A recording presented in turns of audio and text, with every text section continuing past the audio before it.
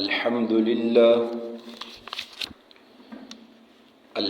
لله نحمده ونستعينه ونستغفره ونؤمن به ونتوكل عليه ونعوذ بالله من شرور أنفسنا ومن سيئات أعمالنا من يهده الله فلا مضل له ومن يضلله فلا هادي له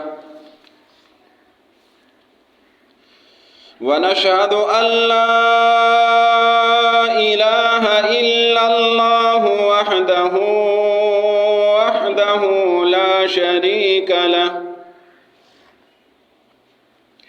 لا شريك له ولا نظير له ولا وزير له ولا وزر له ولا وازر له ونشهد أن سيدنا وسندنا وأولانا ومولانا وشفيعنا وسيدنا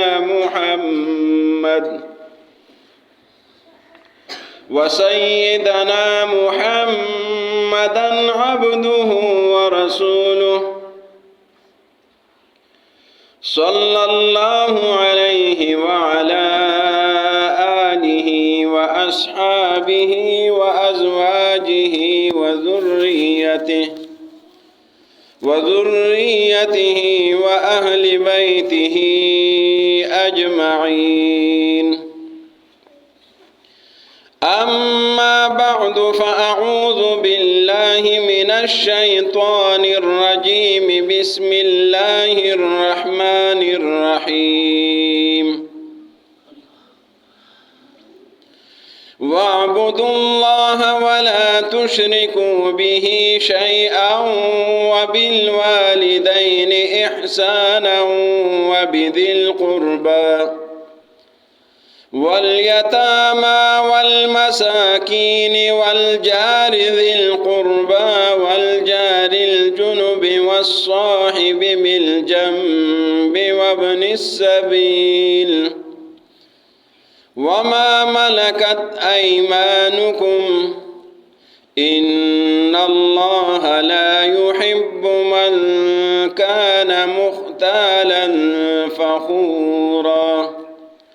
وقال النبي صلى الله عليه وسلم: حق المسلم على المسلم 5: رد السلام وعيادة المريض واتباع الجنائز وإجابة الدعوة وتشميت العاطس. صدق الله العظيم وصدق رسوله النبي الكريم. मुअज़्ज़ज़ सामिईन, मैंने आपके सामने अल्लाह रब्बुल इज़्ज़त की किताब मुक़द्दस से सूरत निसा की एक आयत करीमा तिलावत की है और जनाब नबी करीम सल्लल्लाहु अलैहि वसल्लम के फ़रामीन मुक़द्दसा में से एक हदीस पेश की है। आज के मौजू का उन्वान है हुकूक़ुल्लाह और हुकूक़ुल इबाद की अहमियत। इस दुनिया में बुनियादी तौर पर 2 बड़े बड़े हक़ हैं जिनको फिर तक़सीम किया जाता है। एक हक़ अल्लाह का है और एक अल्लाह के बंदों का हक़ है। अल्लाह का हक़ वो बंदों को नहीं दिया जा सकता है और बंदों का हक़ वो बंदों का हक़ है, वो अल्लाह का हक़ नहीं है। ये अलग-अलग हुकूक़ है। इस्लाम एक मुतवाज़िन दीन है, एक खूबसूरत दीन है जिसमें हर चीज़ की वजाहत कर दी गई है, सब कुछ बता दिया गया है। نبی محترم صلی اللہ علیہ وسلم کی زندگی اسی بات میں گزری ہے کہ اللہ کے بندوں کو یہ بتا دیا جائے کہ اللہ کا حق اللہ کو دیا جائے اور مخلوق کا حق مخلوق کو دیا جائے۔ نبی محترم صلی اللہ علیہ وسلم نے ساری زندگی اسی بات میں گزاری ہے، اللہ کا حق اللہ کو دیا جائے، مخلوق کا حق مخلوق کو دیا جائے۔ سب سے پہلا حق وہ اللہ کا ہے، للہ حق لا یکون لغیرہ، اللہ کا حق وہ کسی اور کو نہیں دیا جا سکتا،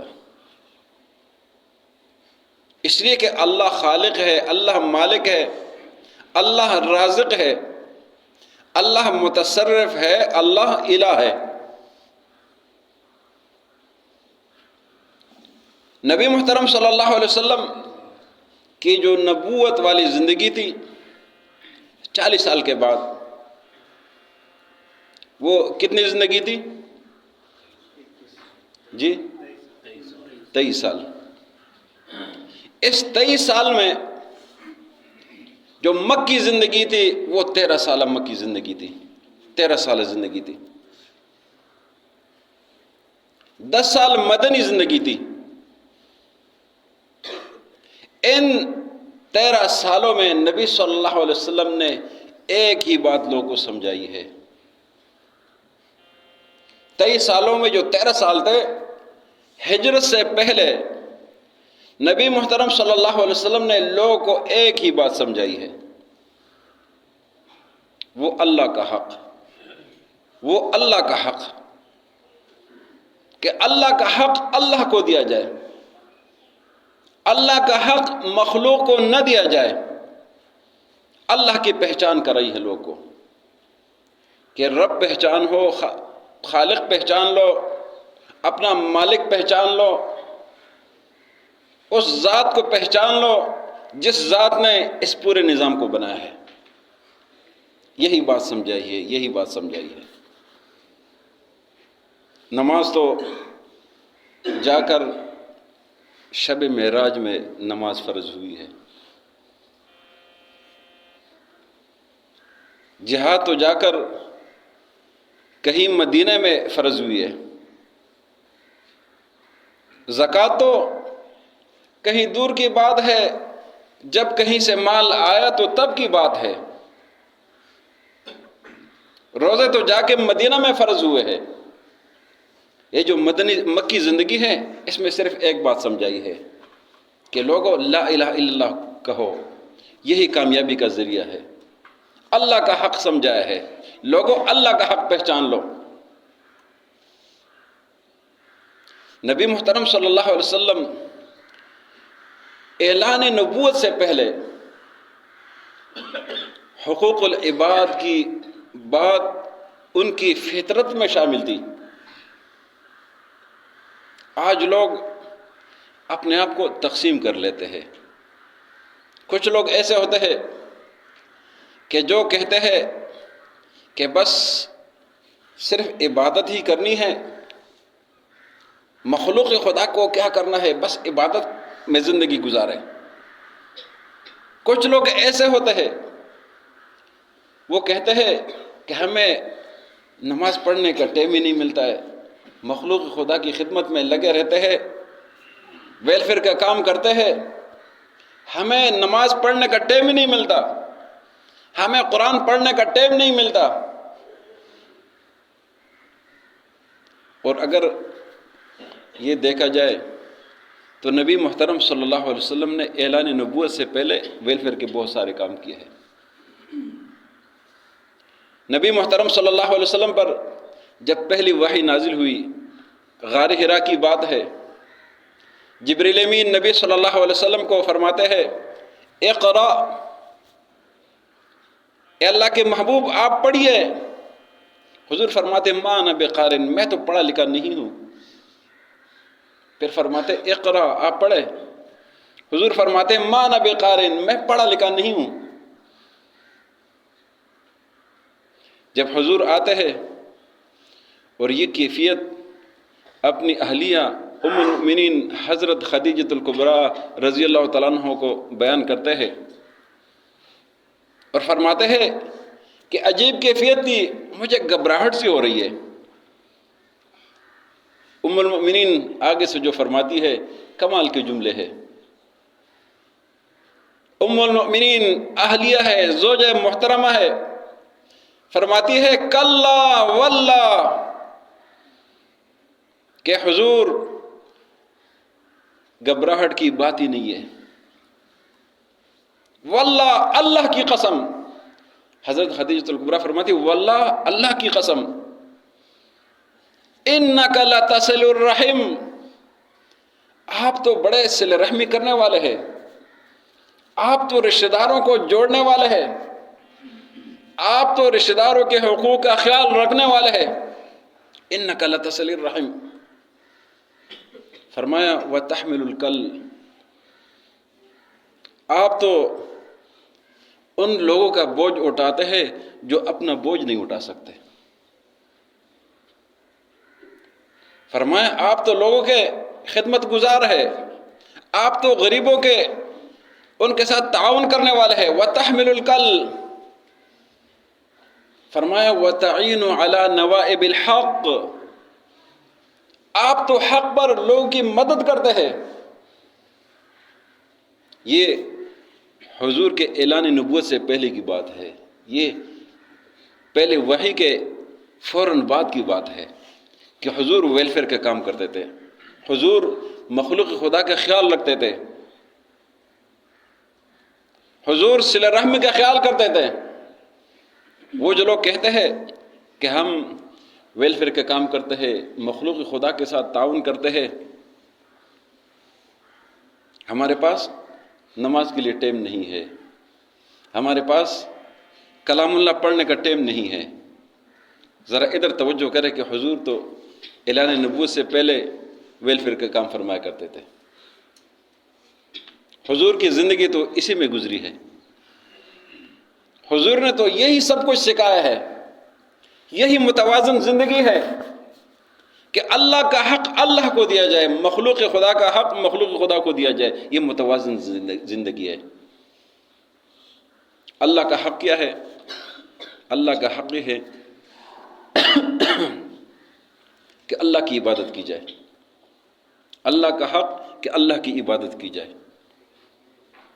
فرمایا وَلَا تُشْرِكُوا بِهِ شَيْئًا، کہ اللہ کے ساتھ کچھ بھی شرک نہ کیا جائے، اللہ کو واحد لا شریک مانا جائے، اللہ کے کسی بھی صفت میں کسی بھی عبادت میں کسی اور کو شامل نہ کیا جائے، یہ اللہ کا حق ہے۔ سورہ لقمان میں اللہ رب العزت نے قرآن مقدس میں حضرت لقمان حکیم کے جو نصائح ہے، جو انہوں نے اپنے بیٹوں کو نصیحت کی ہے، ان نصیحتوں کا اللہ رب العزت نے ذکر فرمایا ہے۔ فرمایا وَإِذْ قَالَ لُقْمَانُ لِابْنِهِ وَهُوَ يَعِظُهُ يَا بُنَيَّ لَا تُشْرِكْ بِاللَّهِ، حضرت لقمان نے اپنے بیٹوں کو نصیحت کی۔ سب سے پہلے نصیحت کیا تھی؟ یا بنی لا تشرک باللہ، اے بیٹے اللہ کے ساتھ شرک نہیں کرنا۔ اس کے بعد اور نصیحتیں شروع کر دی، فرمایا یا بنی اقم الصلاۃ، اے بیٹے نماز قائم کیا کرے،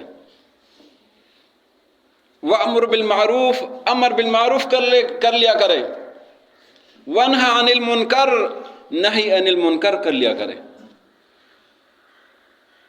حضرت لقمان حکیم اپنے بیٹوں کو نصیحت فرما رہے ہیں۔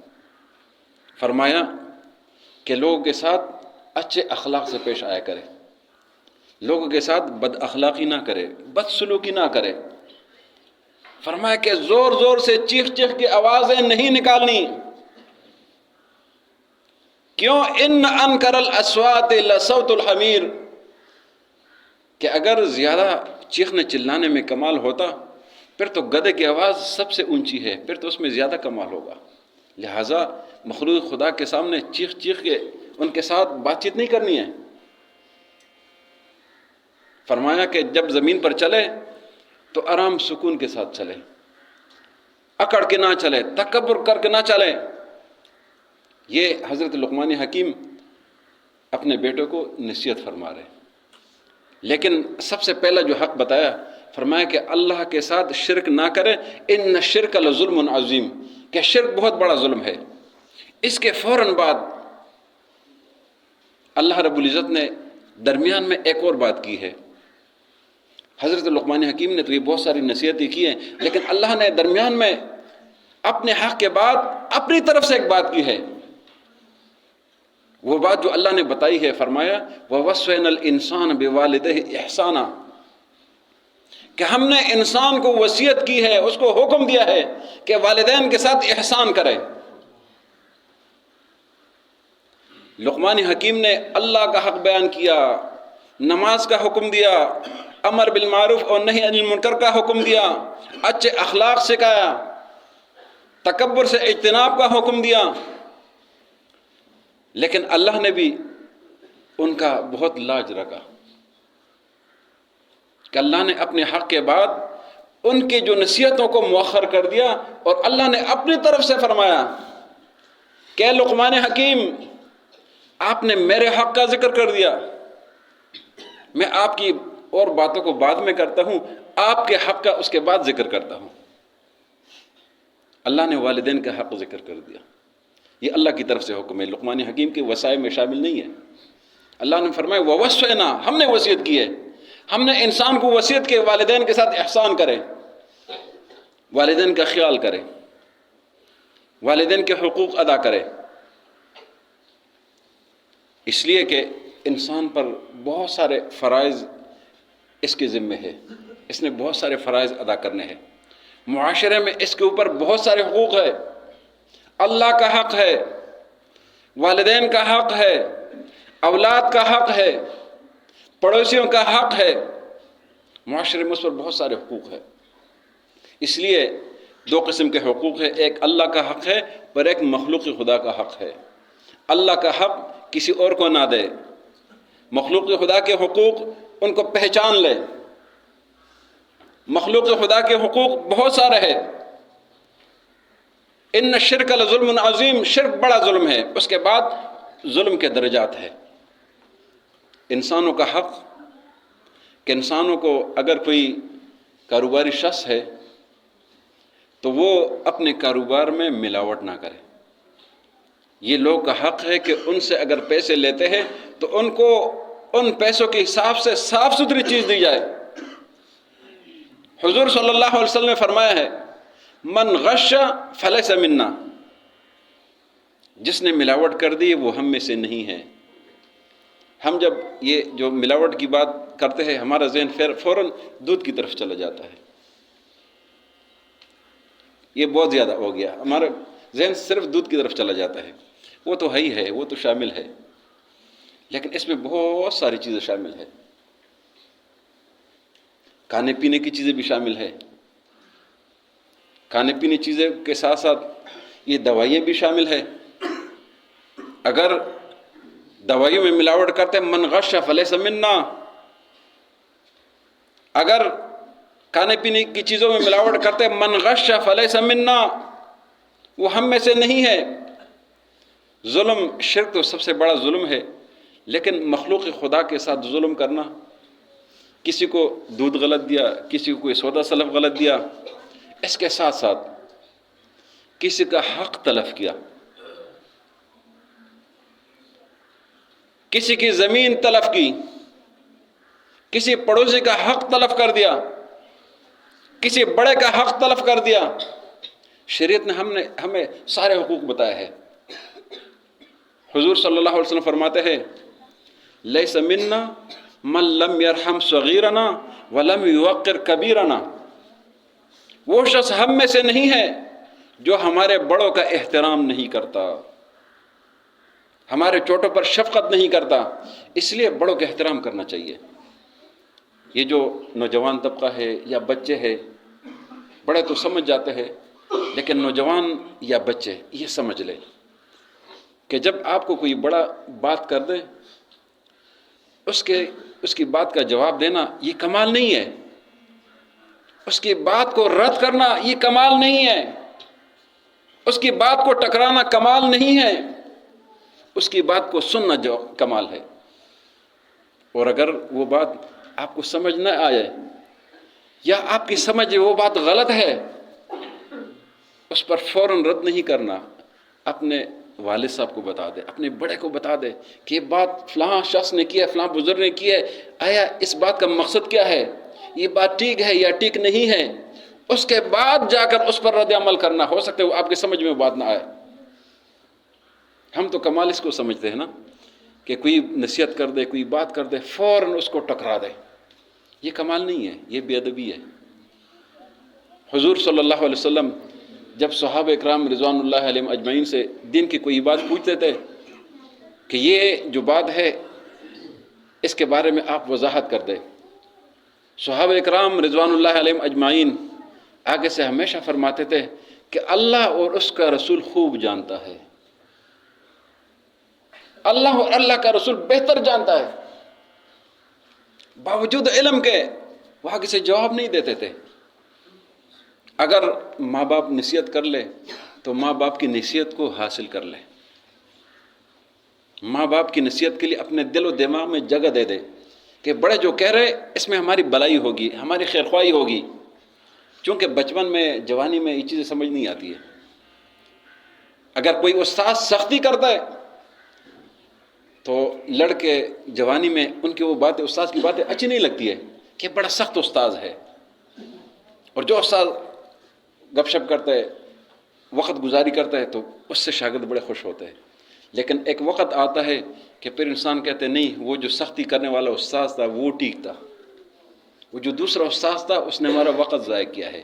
اس لیے بڑے کی باتوں کو سمجھ لیا کریں۔ اس لیے نبی صلی اللہ علیہ وسلم نے فرمایا لیس منا من لم یرحم صغیرنا ولم یوقر کبیرنا، وہ ہم میں سے نہیں جو ہمارے بڑوں کا احترام نہیں کرتا، ہمارے چھوٹوں پر شفقت نہیں کرتا۔ بڑے بھی چھوٹوں پر شفقت کریں۔ یہ بچوں کا حق یہ ہے کہ ان کو غلط ناموں سے نہ پکاریں۔ کبھی کبھی ماں باپ، دادا دادی، نانا نانی بچوں کو غلط نام سے پکارتے ہیں، وہ مشہور ہو جاتا ہے، یہ نہ پکار لیا کرے، اچھے نام سے پکار لیا کرے، نام کے ساتھ محمد جوڑ کے پکار لیا کرے، بچوں کو عزت دے کے پکار لیا کرے، بچوں کو عزت سکھائے، بچوں کی تربیت کرے، ان کو ٹائم دے دے۔ جو فضولیات میں ہم وقت ضائع کرتے ہیں اس سے تھوڑا سا وقت ادھر صرف کر دے، شفٹ کر دے، چلو تھوڑا بہت نکال دے تو کوئی بات نہیں ہے، لیکن سارا وقت فضولیات میں نہ نکالے، اپنے بچوں کو وقت دے دے، اپنی بچیوں کو وقت دے دے، اپنی خواتین کو وقت دے دے۔ یہ حقوق ہے ان کے، حقوق اللہ اور حقوق العباد، بندوں کے حقوق ہے۔ نبی محترم صلی اللہ علیہ وسلم نے اتنے اچھے اچھے حقوق بتائے ہیں، پڑوسی کے حقوق، بڑوں کے حقوق، اس کے علاوہ راہ چلتے لوگ کے حقوق بتائے ہیں۔ فرمایا کہ راستے میں کوئی بھی شخص کوئی بھی چیز جو معمولی سی معمولی چیز ہو، تکلیف دہ چیز ہو، اس کو ہٹائے، یہ ایمان کا 70واں حصہ ہے۔ ایمان کا سب سے اعلیٰ حصہ لا الہ الا اللہ ہے۔ ایمان کا اعلیٰ درجہ راستے سے تکلیف دہ چیز کو ہٹانا ہے، یہ ایمان ہے۔ کوئی پتھر ہے، کوئی کانٹا ہے، کوئی اور چیز ہے، کوئی گندگی کا شاپر ہے، ناک پر ہاتھ رکھ کر ادھر سے مت گزرے، اس کو اٹھائے، ثواب ملے گا، یہ ایمان کا حصہ ہے، اس سے کسی کو تکلیف نہ ملے۔ حضور نے فرمایا کہ سایہ دار درخت کے نیچے پیشاب نہ کرو، اس لیے کہ وہاں کوئی بیٹھے کہ اس کو تکلیف نہ ہو جائے۔ یہ آداب سکھائے ہیں، حقوق سکھائے، حقوق العباد ہے۔ جیسے حقوق اللہ سکھائے ہے ایسے حقوق العباد سکھائے ہے۔ اسی لیے ہمیں حقوق العباد کا خیال رکھنا چاہیے۔ حدیث شریف میں آتا ہے، آخری حدیث مختصر سا بیان کر لیتا ہوں۔ فرمایا کہ آپ میں سے مفلس کون ہے؟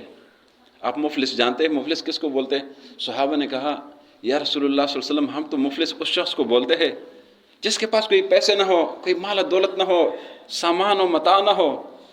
حضور نے فرمایا مفلس وہ شخص ہے جو یہاں سے نماز بھی لے جائے، یہاں سے روزے بھی لے جائے، یہاں سے نیکیاں بھی لے جائے، لیکن قیامت میں سامنے سے لوگ کھڑے ہو جائیں گے، اے اللہ اس نے مجھ پر ظلم کیا تھا، یا اللہ اس نے میری زمین ہتھیا لی تھی، یا اللہ اس نے میرا حق کھایا ہے، یا اللہ اس نے مجھے تپڑ دیا ہے، وہ سارے کھڑے ہو جائیں گے، وہاں تو کچھ بھی نہیں ہوگا۔ تو اس کو کہا جائے گا کہ ان کا بدلہ اتار دو۔ بدلہ کیسے اتارے؟ یہ نیکیاں اس کو دے دے، وہ اس کو دے دے، وہ اس کو دے دے، وہ اس کو دے دے۔ نیکیاں ہو گئی ختم۔ اب کچھ لوگ اور بھی کھڑے، یا اللہ اس نے میرے اوپر بھی ظلم کیا تھا۔ اب کہا جائے گا نیکی دے دو، نیکیاں تو ختم ہے۔ کہا جائے گا اس شخص کو کہ اس کے گناہ اس کو مل جائے، نیکیاں لے کر آیا تھا اور گناہ اس کو وہاں ملنے شروع ہو گئے۔ یہ مفلس ہے۔ اس لیے ہر کام اللہ کی رضا کے لیے ہو، کسی مخلوق خدا کے ساتھ کوئی ظلم نہ کرے، چاہے وہ آپ کے ساتھ کام کرنے والا ہو، آپ کا پڑوس ہو، آپ کا بھائی ہے، آپ کا رشتہ دار ہے، صبر کرے، صبر کرے، صبر کرے۔ وَاسْتَعِینُوا بِالصَّبْرِ وَالصَّلَاةِ، صبر اور نماز کے ساتھ اللہ نے مدد مانگنے کا حکم